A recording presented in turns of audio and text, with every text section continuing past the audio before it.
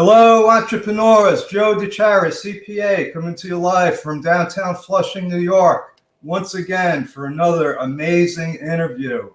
And we got a special young man here. I met him a couple of days ago, and I was so impressed. They said, I want to get your story on my channel because it's inspiring, what you're doing. So without any further ado, let me introduce you to Vincent Lanci. Hey, Thank you, Joe. I'm so happy to be here. You're a great guy. We've had a few great conversations over the last week or so, and I'm excited to now join your audience. Yes. So mental health is wealth. And what did I get off your site here? Where entrepreneurship meets mental health. That's right. And if you're an entrepreneur, I think that's, I never heard it said that way, but can you elaborate? Entrepreneur meets mental health. Those are my two things. A little bit about me for your audience. When I was 21, I was the victim of a hit and run accident while walking. Next thing I know, I wake up out of a coma about a week later, forcing me to live in the hospital for about a month, had to relearn how to walk, talk, go to the bathroom, shower, you name it. So from that point forward into recovery, I realized that my mental health was something. It was there. It wasn't just physical health. So I've really been all in. I've been doing this for a little over 7 years, but all in for almost 4, where I just share my story, try to have others collaborate with me to share their stories and experiences, because we can all help someone, maybe our hometown or our job or whatever. We can all do our part to help people. Yes. My friend Tim Gillette is here, and his friend was Zig Ziglar. That's awesome. And I know Zig Ziglar said, what did he say? You could get anything you want if you help enough people get what they want, right? It always comes full circle, and it's always nice to help someone else hit their goals. I get great passion out of that. I love working with other people, seeing everything they do unravel, and then hopefully I get the chance to talk about it with them. Yes. So I think you downplayed what you went through a little, because you also have a quote here. What does it say? Tell me I can't and I will. That is how I signed all of the copies of my first book. I should have a copy here of Left for Dead. This is a book I put together about an autobiography about my life, and it goes into my hospital stay where my mom had a journal of all the things I said, did, whatever on a traumatic brain injury. So it's a wild story, and it could definitely help anyone who's been through a traumatic experience, has family or friends in a traumatic experience. Really just realign your purpose in life. As I mentioned to you, Joe, my whole life I went to school for finance. I wanted that office, that title, that salary, and then I got a taste of it in my last corporate experience, and I learned that money really isn't everything unless you truly are enjoying what you're doing. And that's when I scaled back, put this book, and once I finished it, it really was tell me I can't and I will. Every step of the way it was no, no, no, you won't go to school, you won't do this, you won't do that. And then I ended up going back for my finance, did my MBA, got better grades for my MBA than I did without a brain injury, and just really adapted this. Tell me I can't, then I will. Expectations are just that, what someone else expects for you. And if you're really committed to something, you should be undoubtedly sure you will shatter those expectations and then continue to do the next great thing. Yes. So that's the book you sent to me, right? I sent you my most recent book. I gave you okay, because I want the first book. Mental health. It's all over me. I live, breathe it. I am not only in schools with this, but I'm speaking with businesses more and more now about mental health, because we all just went through something, not just kids. We were all locked in the house in New York, where you are is especially strict for a lot of things. Our mental health was affected whether we want to admit it or not. I put together a 7-day tool or 7 chapters with 7 experts around the country to help you improve your health every day for 7 days. If you don't improve your mental health at all already, that's if you're Cheetos, McDonald's daily, the whole 9. We take it slow there to help you day by day pick up a new technique, and then hopefully you read the book one more time. It's a habit, and then you're in a lifestyle, Joe.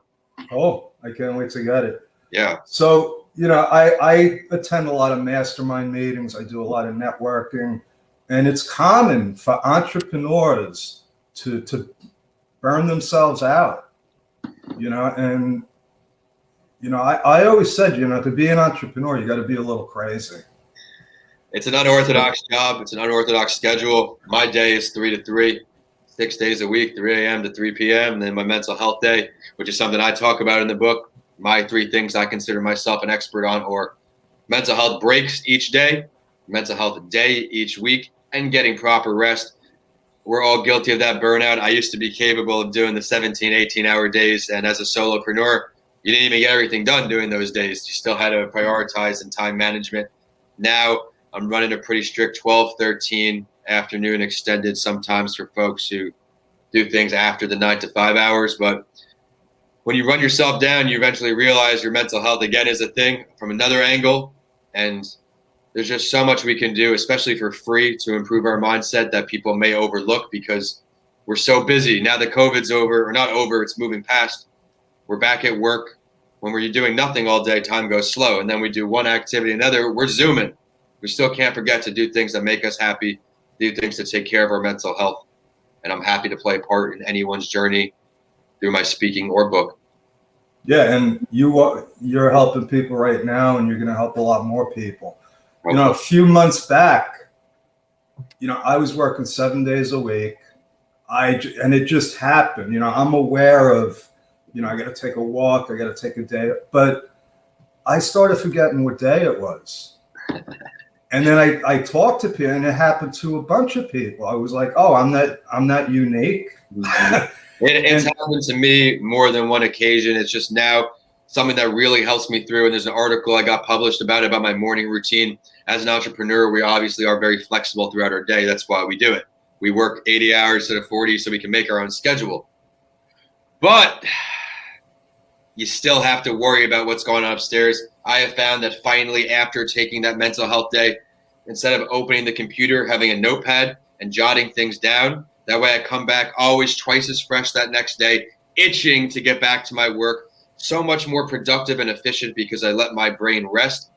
And you never want to stop. I never want to stop because I got so much cool stuff going on, but you have to, or this business isn't going to last much longer. Yeah, you can't. Listen, I have a friend, she says, if you're not healthy, how can you run your business?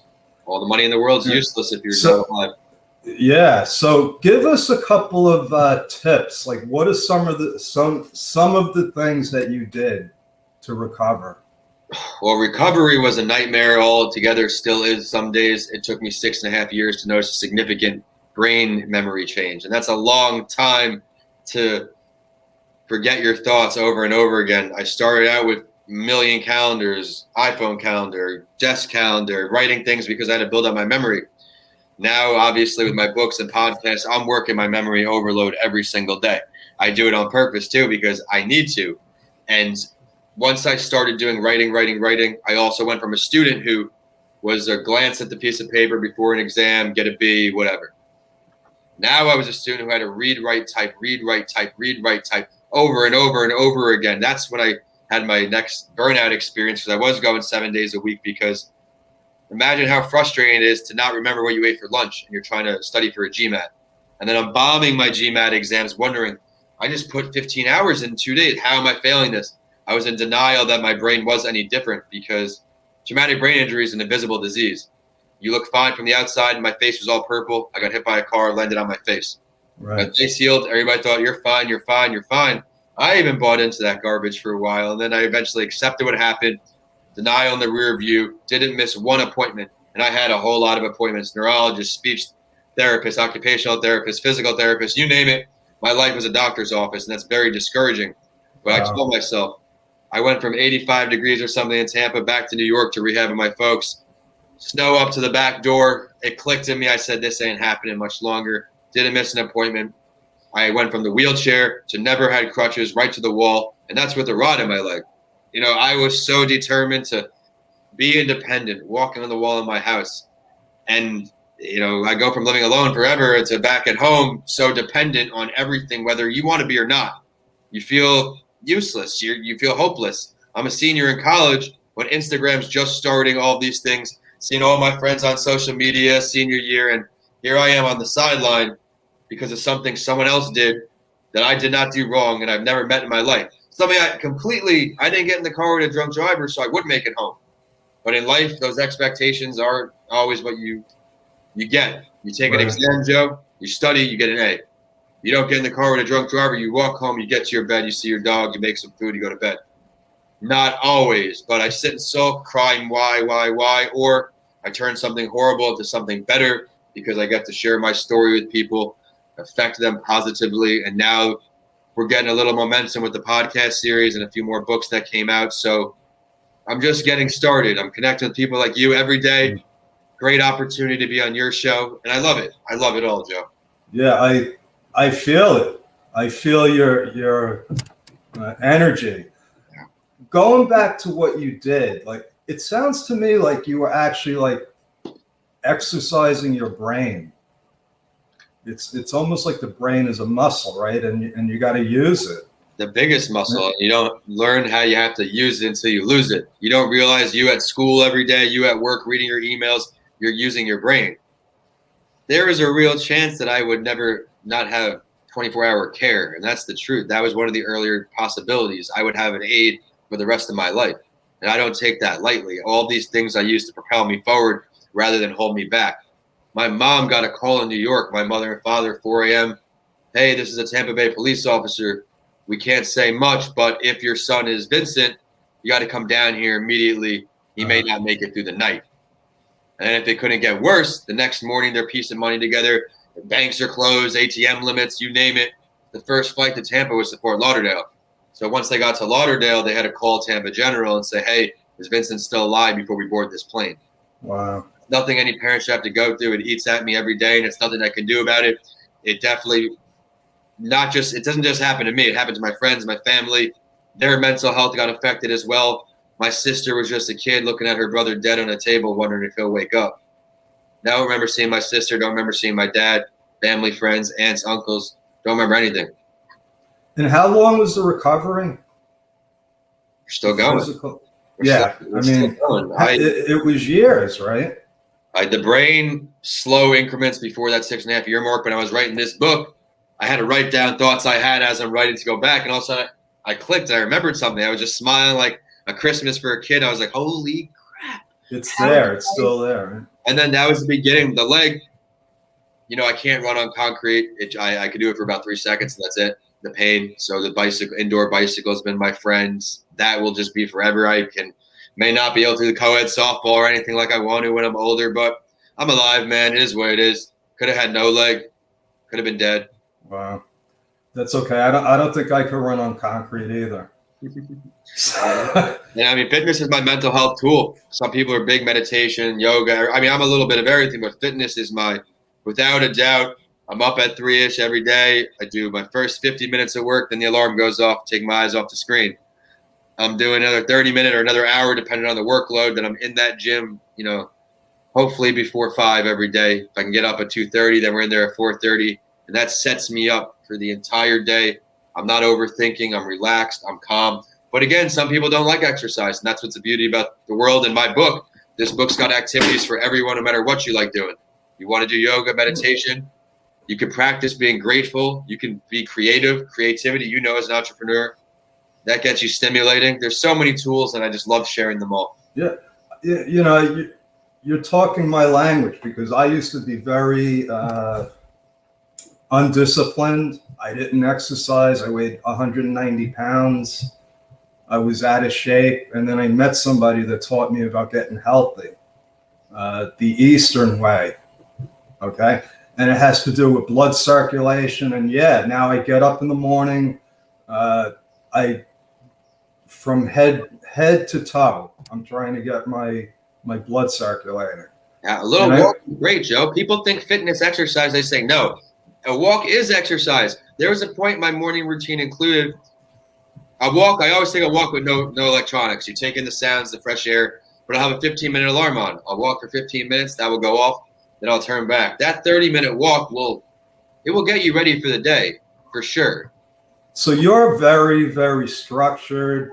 You're very driven. You told me about your schedule with the podcast, and I'm like, oh my God, you're like too organized, I think. Without organization, that's where mental health comes into play too. You being disorganized, flustered, worried, that's when anxiety comes in if you don't even have anxiety. That's where all these things start to develop. You've been on my podcast series, the one show, Entrepreneur Show. There's a script for that. I don't speak it to the script, but I keep things organized. when the Writing with Authors show you also joined, that's not as scripted. That's like this. We're just having a conversation. Right. No, it's just for me. When I have the solopreneur ways, you have an amazing team, by the way. I've had the great chance to connect with Joe's team the last few days. Multiple members. They're all rock stars, lights out. For me, my team is me. My mentors are my team. My connections are my team. But as far as day-to-day operations, after 3 interns with accountability issues, I learned my lesson. It's not my time.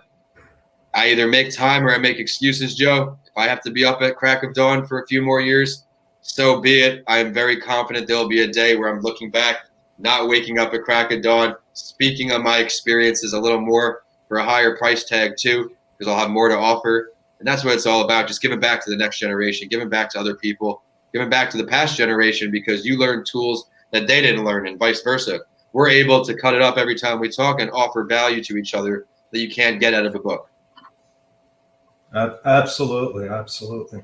So how do people get in touch with you? How do they get your book? I think you put your VincentLanci.com. We're right here. Vincent A. Lanci. Vincent A. Lanci. Okay. There's a lot of Vincent Lanci's. I think I still own VincentLanci.com too. Yeah, I think I typed in Vincent Lanci. If the budget was in place when that expired, I re-upped it just because I'm at the point where I don't want to miss any business. If you spell the A wrong, you still get to me. But there are a lot of Vincent Lanci's. It's a name I've been running on. Social media at Vincent A. Lanci. YouTube, Vincent A. Lanci. If you type me into Amazon, I'm building a little Amazon portfolio there. I got the few shows, the few books. I'm just excited to keep growing, Joe. Okay, awesome. And you're a great podcaster, and you got a great future in front of you. My assistant, Elizabeth, she doesn't know this, but one of my other team members quoted her. She said, "You reap what you sow," right? And it takes time. You know, anybody, if you're starting out in business, it takes time. It takes time is right, Joe. I mean, everybody said when I started this, hey, you won't see nothing until 10 years at least. I said, hey, I got my MBA before I was 25. I said, I'm off. And this was with the brain injury. I said, no problem. But then, so what? Something happened to me. Things happen to everybody. So then the MBA puts me here. Okay, then I get my first book published. Now I get more emails answered, people reaching out to me. But then now 3 books, 4 shows later, I finally get people like you saying hello. I'm getting more people reaching out. And it's humbling because my specific circle, I'm younger, I don't have a lifetime network, is not entrepreneurs. People I went to school with, they're 9 to 5 for the most part. So the content I put out doesn't necessarily resonate with them, my network. So I had to do a better job of networking with people like you, getting people in my network to appreciate my message, because social media can get discouraging at times. And it used to be like that for me, but eventually I pushed past it when I realized, okay, I am not a model, beautiful girl on Instagram. That's not generating my revenue.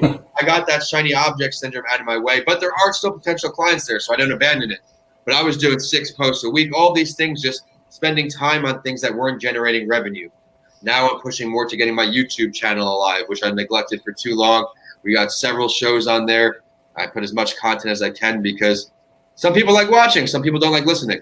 So I have to get out there on YouTube. It's my own fault. No one else to blame that I didn't be proactive with YouTube, but I'm doing my best. So if you want to follow each other's channel on there, reach out to me. I'm happy to follow yours back and see what you're about. Oh, yeah, absolutely. We get a collaboration on there too. Yeah. And, you know, my friend Haley Gray calls it the crickets. You know, you're out there talking. You're like, oh, nobody's, you know, friending me. I'm not getting any. But they are. They are. People tell me now, they're like, I've been following you since last year. And it took them time to, you know. You won't always get public congratulations or public praise, or public knowledge that someone's even following you. And I learned that's okay. I'm not in it for the likes, the comments. I'm in there. Once I thankfully got past that point a few years ago, it's stick to my message, pump out the content, build up the collaborations, and then eventually the more good I do, I'll have some more hirings along the way. But you do have to monetize. Okay, I'm an accountant. It took, so I mean, it's always, you know, up and down entrepreneurship, but then finally with this book, I've had some larger checks clear, which is awesome. One special one was a day one bag. Shout out to Hunter Beaton, Tony Alexander in Houston, Texas. They bought a considerable amount of these books and gave them to foster kids across the state. Really? So cool for me because students and hospital patients is my niche, But mental health is bigger than that. Now I'm starting to get reached out to by business owners that want to bring me in with my book to talk to businesses. And that's what I really want to do too, because this particular book is for middle school and up. If you can read, it's for you. There is a section for adults to deal with their kids especially, as well as a social distancing protocol and, activities. But this is for us, Joe. So back up a second, because you went really fast about who are you targeting? I'm targeting in the mental health world right now. I'm really targeting business owners. I want to speak to businesses with my book and engage with your audience, because we all have this mental health. We all need to take care of it together. I have from a Dalai Lama speaker as an expert in this book, Dr. Denise, shout out to her, to a fellow traumatic brain injury survivor besides myself. We have Dr. Basio. We have a human resource inclusion diversity expert. Chris Bridge, the illustrator, talks about creativity and gratitude, Joe. You name it. I mean, how do you get so much stuff? It looks like a little book. I cut out all the weeds. I put exactly what is the messages you need to hear. We could even do a little bonus for your guests with Mr. Durand. Let's do it. This is my elementary school guidance counselor. I'm talking, we're still in touch, contacting, networking. Oh yeah. Each chapter starts out with my 3 bullet points for the chapter. This chapter talks about socializing, being supportive for others, and being supportive of yourself. You cannot be anybody else's best friend or really support them until you take care of yourself first. Then we meet each expert. We talk a little bit about each expert. We have the solid information you need. There's no fluff. This is straight to the point, improve your life type stuff, Joe. Cool. We turn the page, each chapter, social distancing. We're applying this right now. You're not buying a book to sit on the shelf. You're buying a book to read over and over and over again. That's why it's so short. You repeat it, deeper dive, and then we have an activity each section to make learning fun. Do it with your kids. Do it with your coworkers. It's something I really want to connect with businesses across the country, because learning can still be fun if we get older. I'm here to make it fun. And then, of course, Joe, the students will never leave. The hospital patients will never leave. I love giving back to everyone. And I know in business, you niche it down. That's what you do. You don't try to shoot 1,000 darts. But mental health is different. Mental health we all have. We all need it to be accountable for. If you like my energy, you like what I bring to the table, reach out to me. I'd love to get on the calendar. All right. Awesome, Vincent. Thank you so much for your time. And I'm going to be looking out for that book. Well, Joe, I can't thank you enough for your time. I know how busy you are running your business, your team there, your whole podcast. So thank you for bringing me on to connect with your audience. Everyone who tuned in today, thank you so much for your support. And thank you for supporting this guy right here. He's one of a kind and does great work. Thank you, Vincent. Thank you. All right.